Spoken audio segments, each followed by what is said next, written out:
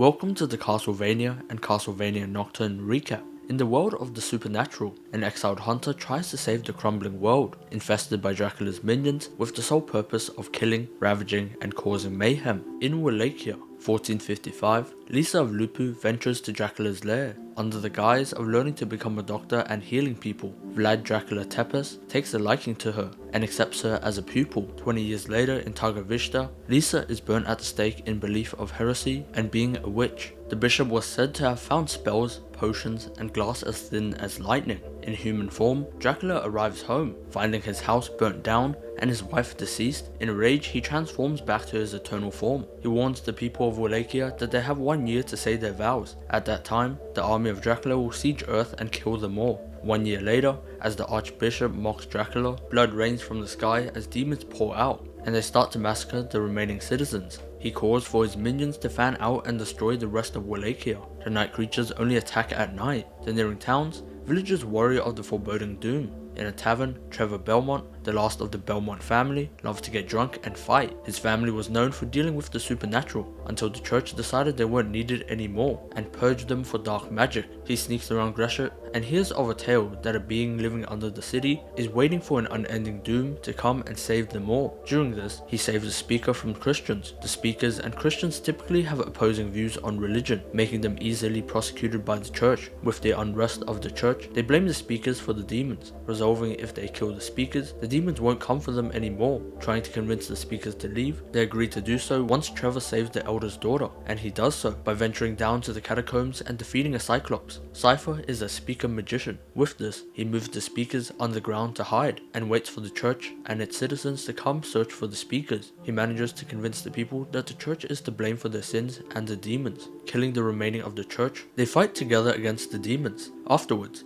Trevor and Cypher lose footing and slip into the sinkhole. Dodging multiple traps and holes with magic and acrobatic skills, they reach a coffin. Trevor assumes it to be Dracula, and as they pursue in combat, it ends in a close draw. The vampire is no messiah. Alucard is the son of Dracula, though he wants to help them because his mother, Lisa, would have wanted him to stop Dracula. Now the trio work together to try and defeat the horde of Dracula's army and Dracula himself. They venture to the Belmont Hold, a place which holds all of the secrets and tricks passed down from generations of the Belmont vampire hunting family. Meanwhile, Dracula had gathered vampires from across the land to join his faction, with the sole goal of exterminating humanity. In this warpack contains two humans, Hector and Isaac, both Forge Masters, magicians that can reanimate corpses into night creatures. They both despise humanity. At a young age, Hector found out that he could reanimate dead animals which he kept as pets. His mother despised him for this and wished he'd never been born, whilst his father was a selfish chemist that never cared. Isaac was a slave in his past life. He tried to educate himself to help his master and was viciously whipped for this, festering into their hatred for humanity and assisting Dracula with the extermination of it. Fiercely loyal to Dracula, Isaac kills a general when he hears of an uprising. Carmilla, leader of Styria, joins the warpack late, questioning why Dracula didn't make Lisa a vampire if he loved her. Though it is never explicitly explained, Dracula loved Lisa so much that he wanted her to remain herself and human, even if it meant that he would have to watch her slowly grow old and die. Camilla starts to stir the pot with the council, behind Dracula's back. He convinces Hector to create night creatures and guard the Belmont Hold, because the Belmonts were the only family that could kill vampires. And with this little connection, Camilla manipulates Hector into following her, and they vote to change courses to teleport to Braylor. It was initially considered a bad idea because the town was surrounded by water. The trio make it to the Belmont Hold, and as Cypher is a speaker magician, she manages to unlock the hidden door. Inside, Trevor finds a chest and the famed Morningstar whip. They rebuild a distance mirror, and it has the ability to view anything or any person. They use it to find Dracula's castle, and as night creatures start to break into the Belmont Hold, they split off. Alucard fixes a view on Dracula's castle, as Cypher reads through the Belmont's library to find the specific spell to teleport Dracula's castle to them, and Trevor does what he does best and tests out his new whip and fights off the night creatures. Whilst this is happening, in Braylor, they gear up to siege the town. But Carmilla had used Hector's priest to bless the river. Closing the bridge, most of Dracula's army falls into the holy water and dies. As the siege begins, the council fight to kill Dracula. One of his most loyal men, Isaac, slowly fights them off. As Hector and Camilla watch from a distance, unknowingly, Cypher uses the spell to teleport Dracula's castle, and it lands right on top of the Belmont Hold, destroying the ability to teleport the castle anymore, and now flooded with holy water, the trio fight through Dracula's remaining forces and the council. Left with Isaac and Dracula, Dracula thanks Isaac for his servitude and calls him the best of his race. Saving Isaac, he throws him into the desert. The trio now come face to face with Dracula. They are unable to hurt him, and he easily knocks Cypher and Trevor aside. Alucard and Vlad fight. He is also no match for his father, and is knocked around room to room. Battered and bloody, they arrive in Alucard's childhood bedroom, reminding Dracula of his love, Lisa. Alucard uses this time to rip out a stake from his bed. Embracing his son, he accepts his death, so he can be with his wife, as Alucard stakes Dracula, and together they seal Dracula's soul away. After a long adventure, Alucard thinks on what to do next. He plans on destroying the castle, but the Belmont Hold is right next to it and open to the world. He agrees to stay there as a guard for both of them. Now the pair, Trevor and Cypher, venture on. Cypher wants to adventure and help people where they can, and probably rejoin the Speakers. In the aftermath, Camilla had beat up Hector and imprisoned him as a slave, bringing him back to Styria with a council of sisters. Striga is the fighter, Morana is the organizer, Camilla is the leader, and Lenore is the diplomat. Instead of returning to the Speakers, Trevor and Cypher continue on to try and help innocents from evil. They arrive at the small town of Lindenfield, a small village dissected by two groups, the judge who maintains order for all the people, and the priors, former Christians who now worship Dracula after discovering the truth of Dracula's wife. They decide to stay in town for the night. However, the next day, the judge invites them in. He wants them to investigate the priors, because they don't go beyond their doorstep, and once, when the night creatures attacked, it dove into the prior. Some strange lights began to glow from their church, and the beast died. The priors have never let anyone go inside their church, and he is starting to grow skeptical. Through their adventure, Trevor and Cypher have been more intimate. Cypher convinces Trevor to stay and help them investigate. Sneaking around, they gather information that they aren't just priests, because priests don't carry daggers and wear bands around their arms that symbol hell. Spotting markings around town, Trevor comments on how difficult it would be for them to watch over the town. With kids running around and all, the judge remarks about how he has small pleasures in everything. They run into Saint Germain, an alchemist. Figuring out that Trevor and Cypher had defeated Dracula, he confides in them his sole purpose. He met the love of his life and lost her in the Infinite Corridors, an alternate realm that contains doors to every world and timeline. He was gifted a gem that pointed him to Lindenfield, where he believes the Priory contains the key to accessing the Infinite Corridors. Saint Germain manages to sneak into the Priory bottom floor, finding the chained up night creature and the markings ready for the sacrifice. As he relays the information, the town wait for nightfall to commence before they siege the Priory. After arriving in the desert, Isaac is harassed at an oasis by bandits. They want to sell him for money. Realizing the trivial pursuit of asking them to leave him alone, he kills them, turning them into night creatures. Entering a nearby town, Isaac is gifted a distance mirror. He realizes that Hector is a prisoner of Carmilla in Styria. He is going to get revenge for Dracula, but he is combated with his trust for humanity once more. Massacring the town, he reaches the dock. The pirate captain convinces Isaac to keep him alive, questioning who will sail him to Gresham. On this voyage, he learns that he should focus on his own path, as exterminating humanity would also remove its good qualities. Until he is tested at Gresham, they won't allow him to peacefully pass, but he does so anyways. He runs into Miranda, the last of her city and a strong magician. She tells of a transmission mirror that can teleport him anywhere, but he must kill the magician, a man mind controlling thousands of people to create a city for him. Isaac uses his night beast to enter the tower. Climbing the stairs and breaking through the mind control, he kills the magician and finds a transmission mirror. He aims to rebuild the town.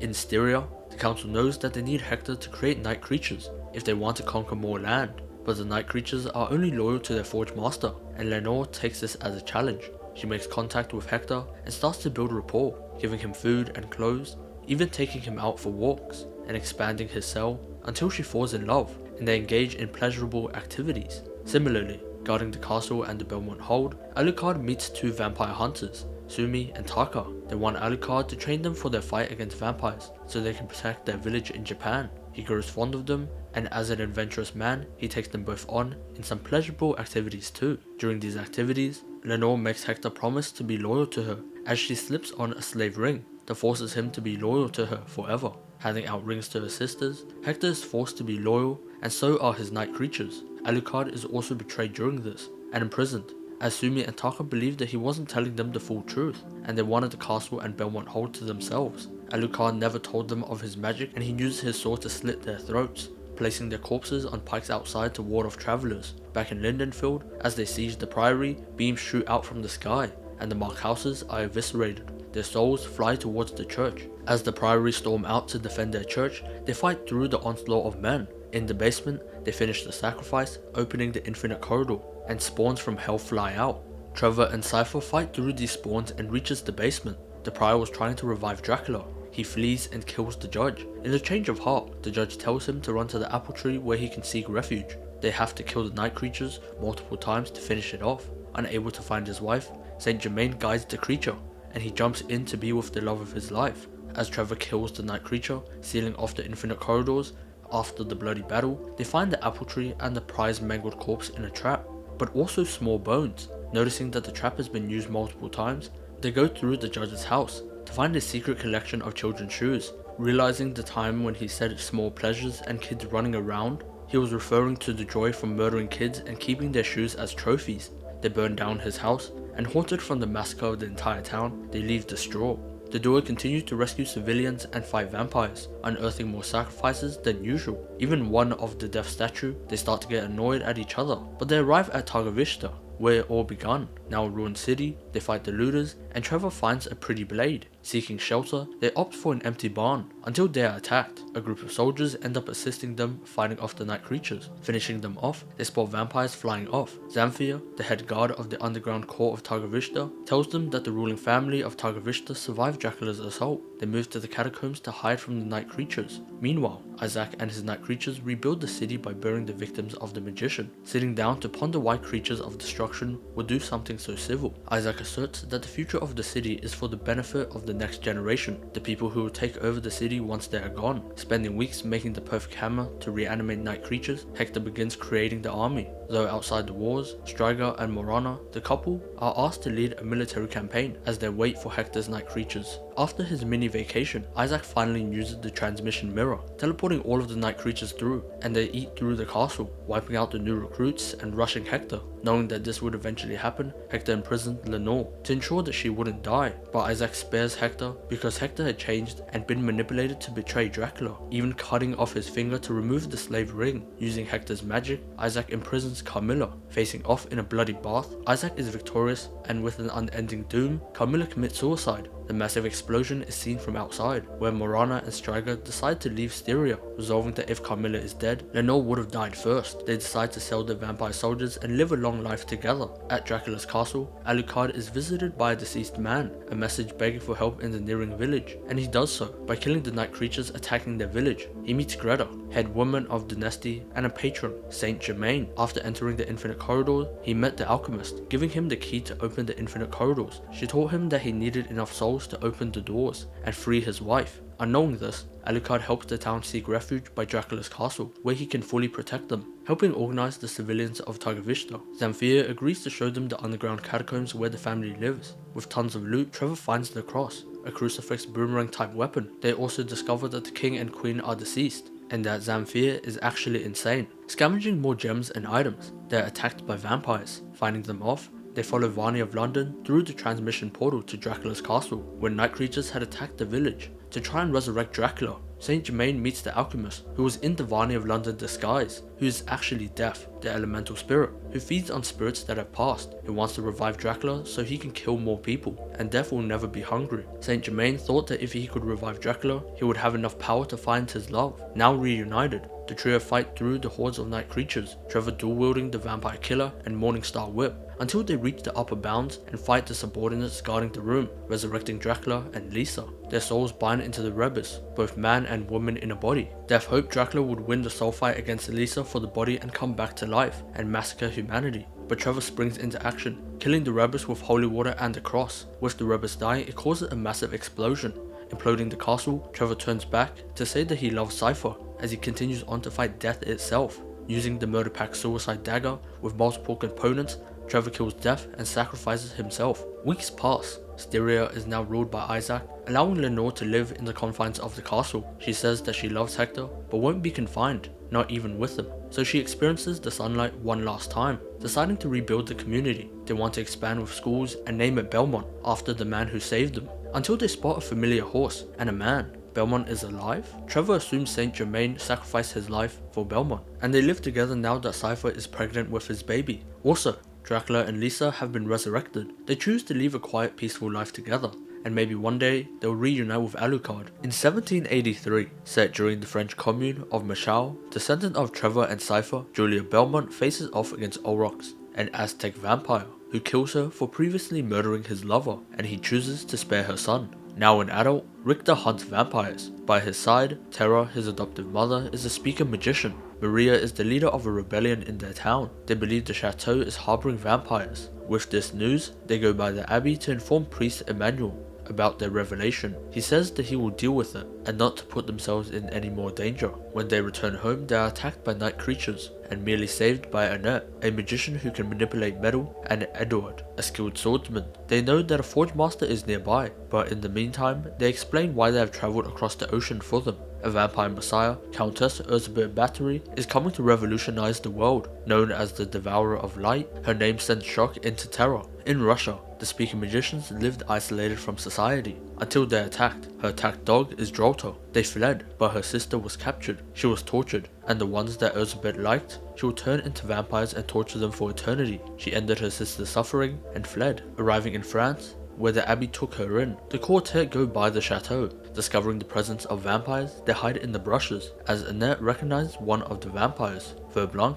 the vampire who killed her mother and enslaved her. She escaped and was saved by opera singer Edouard, sneaking her into the mountains to join the Maroons, runaway slaves mobilizing a resistance. Cecile was the high priestess and her mentor. They helped her harness her magic, until the day came and they took back the island, overrunning Saint-Domingue and burning down the plantation.